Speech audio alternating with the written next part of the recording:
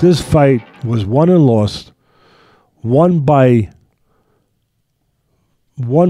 Oliveira because of what he did. When he was on the ground, he got dropped, and he got hurt, and he was on the ground. A lot of people thought the referee could have stopped it. No.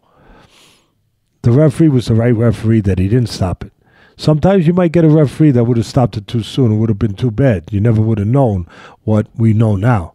And he would have been, Oliveira would have been robbed of an opportunity to be a champion. It's for his resolve and his instincts, his experience, to have won the fight for him, for his great determination to have paid dividends for him. You don't close the door on that stuff. So your referee, it's walking a tightrope, not too soon, not too late. I get it. It's a big responsibility, but it's a responsibility that's supposed to be done the right way. And this referee did it the right way. And I'll tell you the whole fight, guys. I know we could talk about 4 different elements in this fight, but this is where it starts and stops for me. When he did get dropped, he had been hurt by the left hook, then he got hurt and dropped by the right hand on the side of the head that can do a lot of damage. And he goes down and he's on his knees, and here comes the finishing blows. And they were going to be the finishing blows, and they usually are. Big shots coming, raining down on him. What does he do? He can't even see them coming because his head's down, he's on his knees, he's on his hands, on all fours, but he knows what's coming from his experience. He knows from his experience. His instinct tells him to do what? Move your effing head.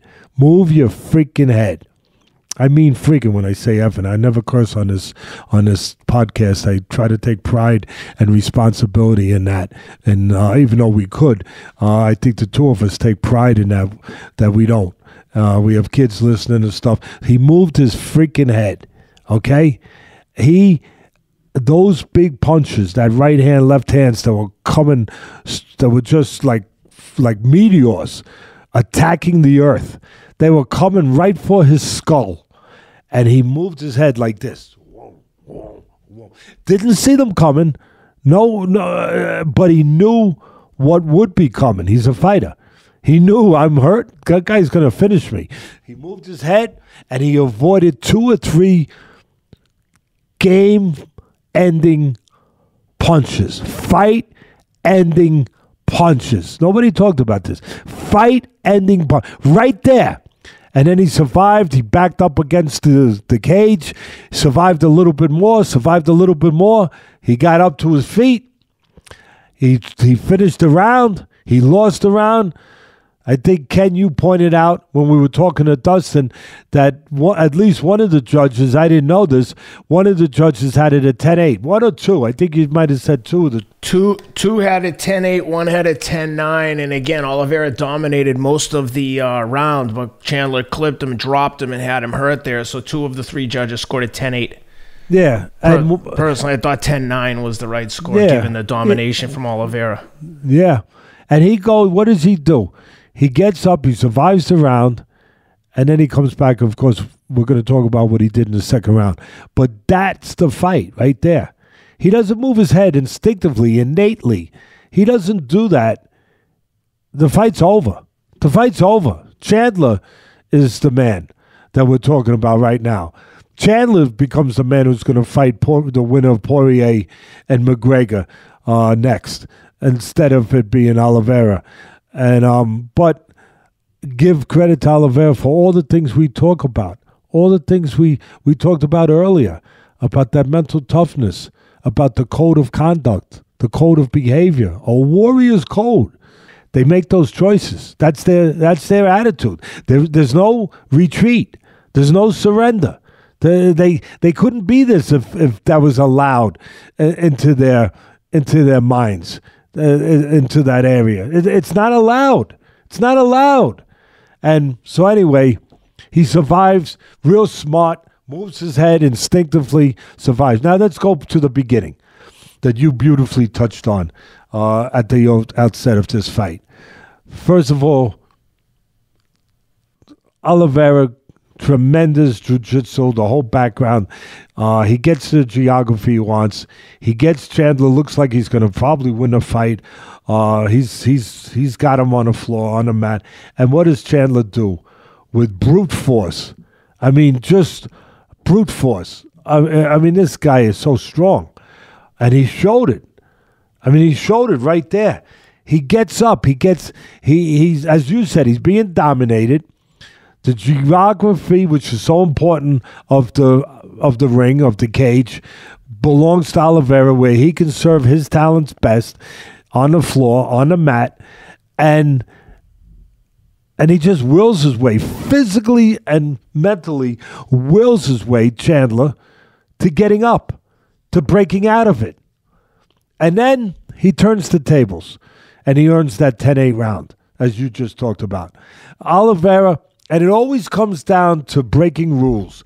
Rules of physics, rules of life, rules of boxing. For me, physics rules in the ring that you teach. Just like rules out in the street, out in life. You don't go through a red light. You go through a red light, you get a ticket, you might get hit by a car. In the UFC, you probably get hit by a truck. Okay? Those are the rules. You break rules in the ring, you break rules in life, there's a penalty to pay. And for me, the rules, the laws, you don't go straight back. That's one of them. That's one of them. Anytime you see a guy get hit, there's a reason. The guy didn't get lucky. There's a reason. The guy made a mistake. He did something wrong. You could break it down to that just about all the time. You go straight back. How many times have I talked about this, Ken, where you can't, you in gym with me, you understand. I'm not going to let a guy go straight back. You can't go straight back. You go, if you were on a train track and the train was coming, would you go straight back? No. No, I'm going to run away from the train. Guess what? The train's faster than you. It's going to catch you. You're still on the damn track. Okay, dopey? You're still on the track. Get off the track. Get off the track. So what happens is you could go back one step from the right distance, you could counter, but you can't go back 2 or 3 and stay on that track. And Oliveira, tremendous. He is tremendous. He made a mistake, and he went back a couple steps in a row, straight back. And Chandler pursued him. He stepped with him. He did what you're supposed to do. He stepped with him and caught him a left hook, and he hurt him. That's why he hurt him. And then he catches him with the right hand on the side of the head, and he drops him. And again, when he's down, he goes to finish him. He goes to finish him. He's going to finish. He's going to close the show. And he goes with those punches, and Oliveira moves his head without even seeing the damn punches. That's what you call eyes in the back of your head. That's what you call eyes in the back. He knew what was going to be coming, so he moved his head, and he survived. And then what happens to the second round? Second round, Oliveira shows his versatility. He shows his versatility. And to the credit of our friend Dustin Poirier, who, again, you're going to see his interview in a few days, he texted us before the fight. He texted you, and then you forwarded it to me. Before the fight, you had asked him, who does he like in the fight? And he said that Oliveira had more ways to win. He was right on the button. But that he makes mistakes sometimes. He put a but in there. But sometimes he'll make mistakes, you're not sure. But he's got more ways in the end to win. Well, in the second round, he showed that other way. Standing. He showed that other dimension.